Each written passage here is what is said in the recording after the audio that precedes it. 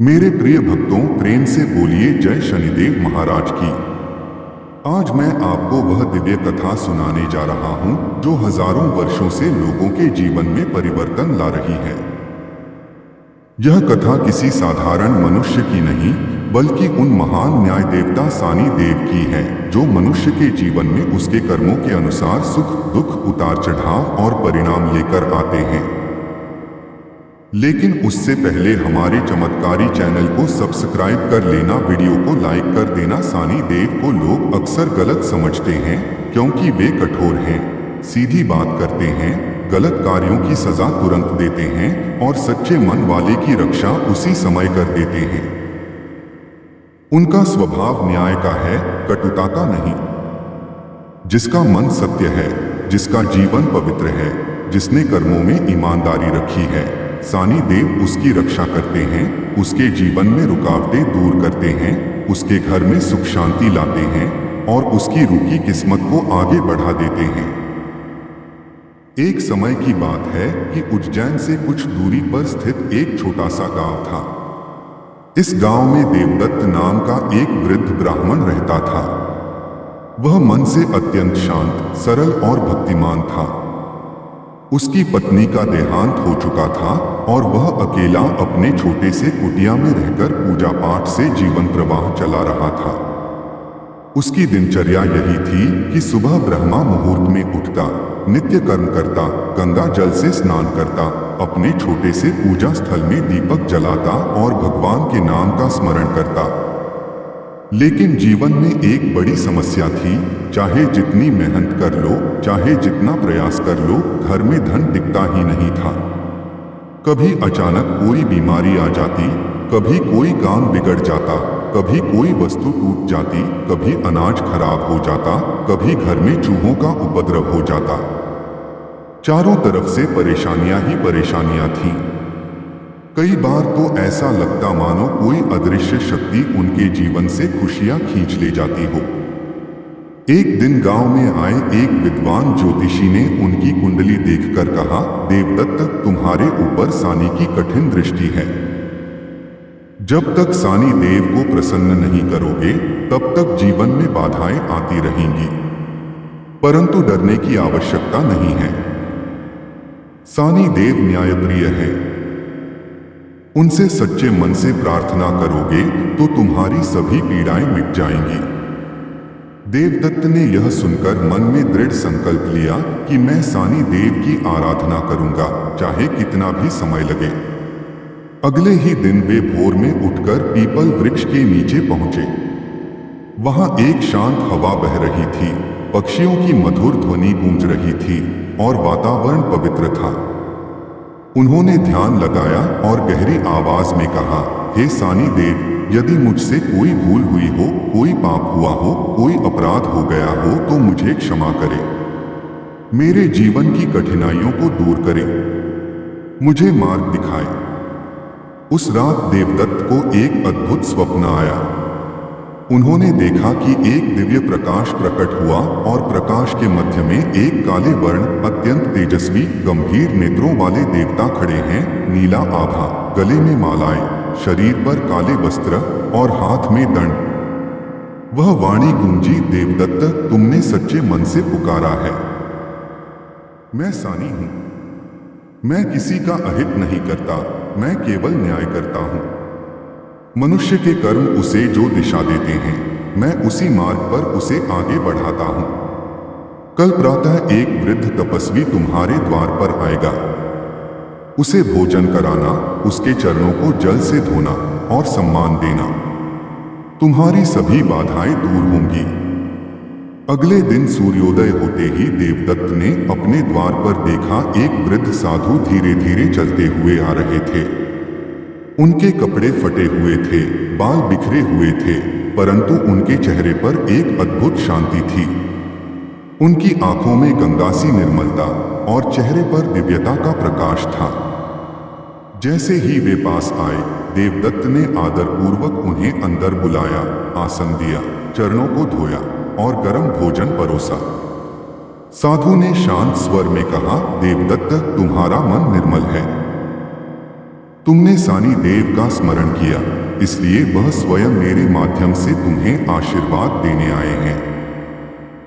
आज से तुम्हारे जीवन से दरिद्रता दूर होगी, रोग समाप्त होगा, परिवार में सुख आएगा, धन बढ़ेगा, मन में शांति आएगी और तुम्हारा रुका हुआ भाग्य दौड़ने लगेगा। यह कहकर साधु ने आकाश की ओर देखा, हल्की मुस्कान दी और धीमे कदमों से आगे बढ़े। देवदत्त ने आंखें झपकाई भी नहीं थीं कि साधु अचानक वहां से गायब हो गए। देवदत्त समझ गए कि यह साधारण मनुष्य नहीं थे, यह स्वयं भगवान सानी थे जो साधु वेश में उनके द्वार आए थे। उस दिन के बाद से देवदत्त का जीवन धीरे धीरे बदलने लगा। जिस घर में पहले चूहे अनाज खा जाते थे, वही घर अब सुरक्षित हो गया। जिस कुएं का पानी गंदा हो जाता था, वह अब निर्मल और शीतल रहने लगा। जिस खेत में फसल खराब होती थी, अब वही खेत सोना उगलने लगे। जिस व्यापार में घाटा होता था, अचानक वही व्यापार चल पड़ा। जो बीमारी उसे हमेशा परेशान करती थी, वह एक झटके में गायब हो गई। गांव के लोग हैरान थे, यह कैसे हुआ? देवदत्त मुस्कुराकर कहते, यह सब सानी देव की कृपा है। वे कभी किसी को नुकसान नहीं पहुंचाते। वे केवल वह करते हैं जो मनुष्य के कर्मों के अनुसार होता है। सच्चे मन से उनकी पूजा करो, वे स्वयं आकर मार्ग दिखाते हैं। सानी देव की कृपा से कुछ ही महीनों में देवदत्त का घर सुख समृद्धि से भर गया। वे अब गरीबों को दान देते, असहाय लोगों की मदद करते और हर शनिवार को सरसों के तेल का दीपक जलाते। वे पीपल वृक्ष के नीचे बैठकर सानी चालीसा पढ़ते और मन ही मन सानी देव की कृपा का स्मरण करते। लेकिन कथा यहां समाप्त नहीं होती। एक दिन गांव में अकाल पड़ गया। वर्षा बंद हो गई, खेत सूखने लगे, नदी सूख गई, तालाबों में पानी खत्म होने लगा, पशु पक्षी तक परेशान हो गए। लोग भयभीत थे। किसी को समझ नहीं आ रहा था कि क्या करें। उस समय गांव के लोग देवदत्त के पास पहुंचे और बोले, आपके ऊपर सानी देव की कृपा है, आप ही हमें बचा सकते हैं। कृपया सानी देव से प्रार्थना करें कि हमारी पीड़ा दूर हो जाए। देवदत्त ने तुरंत पीपल के वृक्ष के नीचे आसन लगाया, दीपक जलाया और ध्यान लगाया। कुछ समय बाद एक तेज आंधी चली, आकाश काला हो गया और ऐसा लगा जैसे कोई दिव्य शक्ति उतर रही हो। एक दिव्य स्वर गूंजा, देवदत्त, तुम्हारा गांव कठिन समय से गुजर रहा है, लेकिन तुमने कभी अपना मार्ग नहीं छोड़ा, तुम हमेशा सत्य रहे, इसलिए तुम्हारी प्रार्थना स्वीकार है। उसी क्षण बादल गरजे, बिजली चमकी और तेज वर्षा होने लगी। खेत हरे हो गए, तालाब भर गए, नदी फिर बहने लगी और पूरा गांव बच गया। लोगों ने देवदत्त को धन्यवाद दिया, लेकिन उन्होंने कहा, मुझे नहीं, सानी देव को धन्यवाद दो। मैं तो सिर्फ एक माध्यम हूं, कृपा तो उन्हीं की है। इसके बाद गांव में हर शनिवार को बड़ी पूजा होने लगी। लोग तेल दान करते, काले तिल चढ़ाते, गरीबों को भोजन कराते और पीपल वृक्ष की पूजा करते। सानी देव की कृपा से गांव का हर व्यक्ति खुश रहने लगा। किसी के घर में कलह नहीं रहती, किसी के व्यापार में रुकावट नहीं आती, किसी की नौकरी नहीं रुकती और किसी के जीवन में दरिद्रता नहीं रहती। समय बीतने लगा और धीरे धीरे यह कथा पूरे प्रदेश में फैल गई। लोग दूर दूर से इस गांव में आने लगे। वे देवदत्त से सलाह लेते, सानी देव की पूजा करते और अपने जीवन की समस्याओं का हल पाते। अब कथा आपको एक नई दिशा में ले जाती है। एक बार एक धनाढ्य व्यापारी इस गांव में आया। वह बहुत दुखी था। उसने कहा, मेरे पास धन की कोई कमी नहीं, पर मन में शांति नहीं। परिवार में कलह रहती है, नौकरी पर संकट है, व्यापार में उतार चढ़ाव है। कृपया मेरी मदद करें।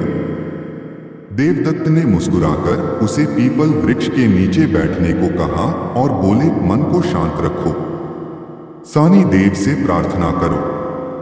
उन्होंने किसी को कभी निराश नहीं किया। व्यापारी ने पहली बार किसी देव के सामने सच्चे मन से प्रार्थना की। उस रात उसे स्वप्न आया कि एक काला घोड़ा दौड़ता हुआ आया और उस पर बैठे एक तेजस्वी पुरुष ने कहा, तुम्हारे जीवन में जो भी संकट हैं, वह तुम्हारे कर्मों का फल है। दूसरों को दुख पहुंचाकर स्वयं सुख की उम्मीद मत करो। दूसरों को खुशी दोगे तो तुम्हारा मार्ग स्वयं बन जाएगा। यह सुनते ही व्यापारी की नींद खुल गई। अगले दिन उसने अपने गलत कार्यों को सुधारा, गरीबों को दान दिया, कर्मों में शुद्धता लाई और सानी देव की पूजा की। धीरे धीरे उसके घर में शांति, व्यापार में उन्नति और जीवन में खुशियां लौट आईं। कथा यहीं समाप्त नहीं होती।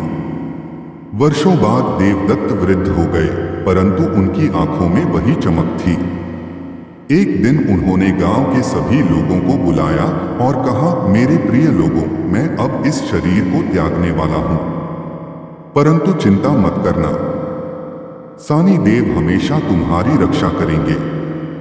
ईमानदारी, सत्य और करुणा के मार्ग पर चलना।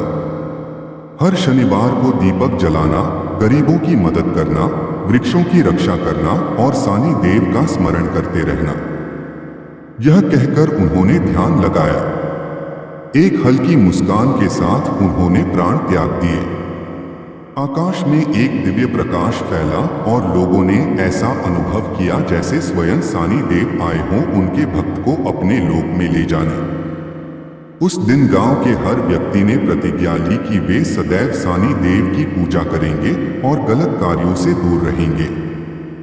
आज भी कहा जाता है कि जिस व्यक्ति के मन में श्रद्धा हो, जो सत्य के मार्ग पर चलता हो, जो दूसरों को दुख न दे, जो कर्मों में ईमानदारी रखे, उस पर सानी देव की कृपा अवश्य होती है।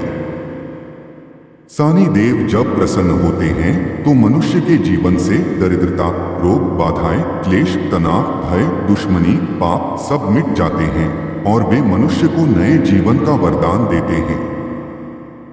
देवदत्त के शरीर त्याग देने के वर्षों बाद भी गांव में सानी देव की कृपा ऐसे ही बरसती रही जैसे कोई अदृश्य शक्ति हर प्राणी की रक्षा कर रही हो। देवदत्त की कुटिया को लोगों ने एक छोटा सा पवित्र स्थान बना दिया था। वहां रोज सुबह और शाम दीपक जलता, तेल चढ़ता, काले तिल अर्पित होते और लोगों की प्रार्थनाएं आकाश में पहुंचती थीं। धीरे धीरे यह स्थान इतना प्रसिद्ध हुआ कि दूर दूर के गांवों के लोग भी अपनी मनोकामनाएं लेकर वहां आने लगे। उनकी आंखों में आशा होती, चेहरों पर थकान, मन में पीड़ा, पर विश्वास इतना प्रबल कि लगता कि जैसे देवदत्त अब भी वहीं बैठे सबकी सुन रहे हों। कहते हैं कि जब किसी का मन अत्यंत दुखी होता, कोई अत्यंत परेशान होता या कोई व्यक्ति जीवन के संघर्षों से टूट जाता, तो रात में उसे स्वप्न में वही पीपल वृक्ष और वही प्रकाश दिखाई देता जो कभी देवदत्त को दिखा था। फिर स्वप्न में वह गंभीर पर दयालु दिव्य स्वर सुनाई देता, भय मत करो, सानी तुम्हारे साथ हैं। ऐसा लगता मानो सानी देव ने उस धरती पर अपना निवास बना लिया हो। लेकिन कहानी यहाँ से और गहरी होती है। देवदत्त के जाने के कई साल बाद गांव में एक नया परिवार आया। इस परिवार में था एक युवक, नाम था माधव। उसका स्वभाव भीतर से अच्छा था, लेकिन जीवन में बहुत संघर्ष था। पिता का देहांत बचपन में हो गया था। मां ने उसे अकेले पाला था, परंतु गरीबी ने उनके जीवन को तोड़ दिया था। माधव के मन में हमेशा एक प्रश्न उठता था, क्या भगवान सच में सुनते हैं? अगर सुनते हैं तो मेरे जीवन में इतनी कठिनाइयां क्यों? इन सवालों से भरा वह एक दिन देवदत्त की कुटिया पर पहुंचा। वहां दीपक जल रहा था और हवा में एक अद्भुत शांति थी। माधव जैसे ही अंदर गया, उसके मन में एक अजीब सी हलचल हुई, जैसे कोई उसे भीतर से पुकार रहा हो। उसने पहली बार सानी देव के सामने सिर झुकाया और बोला, हे देव, अगर आप सच में हैं तो मुझे रास्ता दिखाइए। उस रात माधव को एक स्वप्न आया। उसने देखा कि वह एक सूखे मैदान में अकेला खड़ा है। अचानक आकाश काला हो जाता है, हवा तेज हो जाती है और दूर से एक काला घोड़ा दौड़ता हुआ आता है। घोड़े पर एक तेजस्वी पुरुष काले वस्त्रों में नीले आभा से घिरे हाथ में दंड लिए खड़े होते हैं। वह माधव को देखते हैं और कहते हैं, तुम्हारे जीवन में जो कठिनाइयां हैं वह तुम्हारे कर्मों का फल है। तुमने कभी भलाई के मार्ग को छोड़ा नहीं, पर तुमने कभी साहस भी नहीं किया। याद रखो, डर कर बैठा हुआ मनुष्य भी उतना ही दोषी है जितना गलत काम करने वाला। उठो, अपने जीवन को बदलो, सानी तुम्हारे साथ हैं। माधव की नींद खुल गई। पहली बार उसके मन में विश्वास आया। अगले दिन वह फिर देवदत्त की कुटिया गया, दीपक जलाया और अपने मन का बोझ उतारा। उस दिन से उसके जीवन में अनोखे परिवर्तन शुरू होने लगे। उसने खेती करना शुरू की, मेहनत की और जो फसल कभी उगती नहीं थी वह अचानक भरपूर होने लगी। लोग पूछते, यह कैसे हुआ? वह मुस्कुराकर कहता, सानी देव की कृपा है। लेकिन जीवन सिर्फ चमत्कारों का नाम नहीं। कुछ महीनों बाद गांव में एक भयानक महामारी फैल गई। लोग भयभीत हो गए, घर बंद कर दिए गए, पशु मरने लगे, बच्चे बीमार होने लगे। लोग फिर देवदत्त के स्थान पर पहुंचे।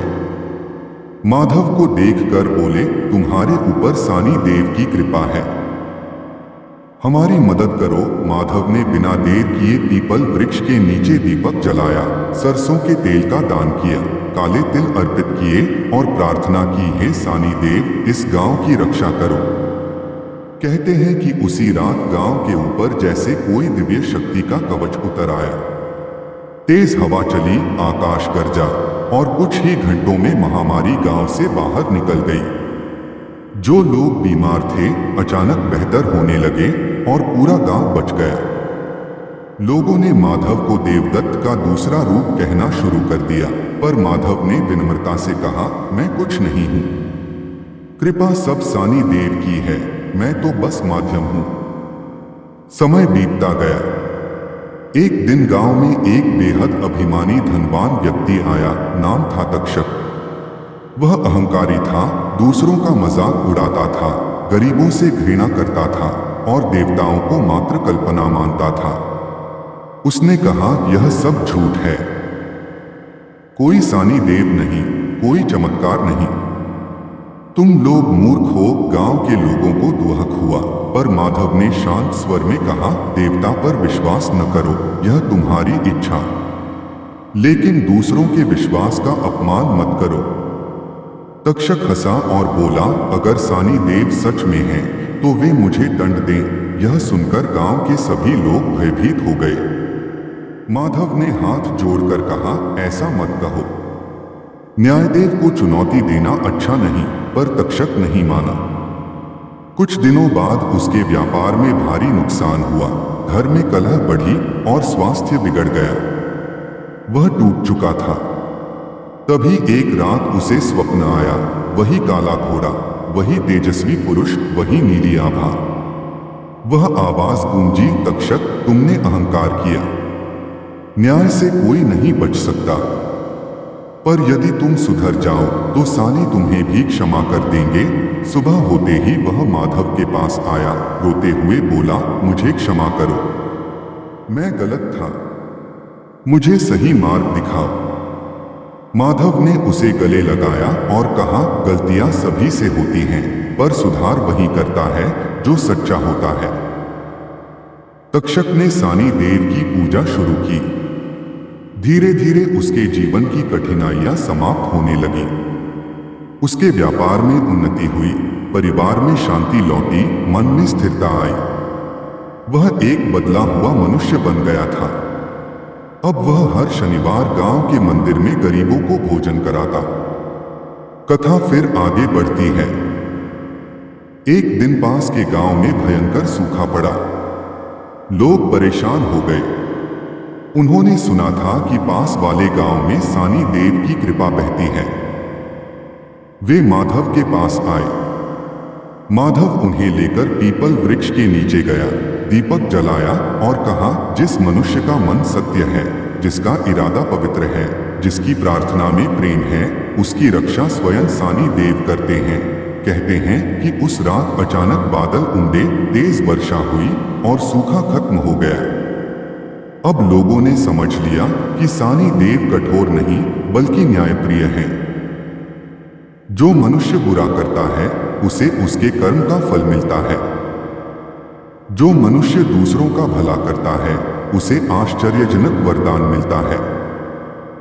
इस गांव में जन्मा हर बच्चा जब बड़ा होता तो उसके कानों में पहली कथा यही पड़ती, सानी देव से डरना नहीं, सानी देव से प्यार करना। एक दिन माधव भी वृद्ध हो गया। जीवन भर उसने लोगों की मदद की, सानी देव की पूजा की और सबको सही मार्ग दिखाया। जब उसके शरीर त्यागने का समय आया, उसने गांव के लोगों से कहा, याद रखना, सानी देव की कृपा पाने का एक ही मार्ग है, सत्य, भलाई, दया और सेवा। गलत काम मत करना, किसी का दिल मत दुखाना और हर शनिवार दीपक जरूर जलाना। इतना कहकर उसने धीरे से आंखें बंद की और ऐसा लगा कि पूरा आकाश प्रकाश से भर गया। लोगों को ऐसा महसूस हुआ जैसे देवदत्त और माधव दोनों ही स्वर्गलोक की ओर जा रहे हों और उनके ऊपर स्वयं सानी देव का तेज फैला हुआ हो। आज भी कहा जाता है कि उस गांव में रात के समय पीपल वृक्ष के पास एक हल्की सी नीली आभा दिखाई देती है। लोग कहते हैं कि वह सानी देव की उपस्थिति का संकेत है कि वे अब भी अपने भक्तों की रक्षा कर रहे हैं, उनके कर्मों का न्याय कर रहे हैं और हर उस व्यक्ति को राह दिखा रहे हैं जो सच्चे मन से पुकारता है।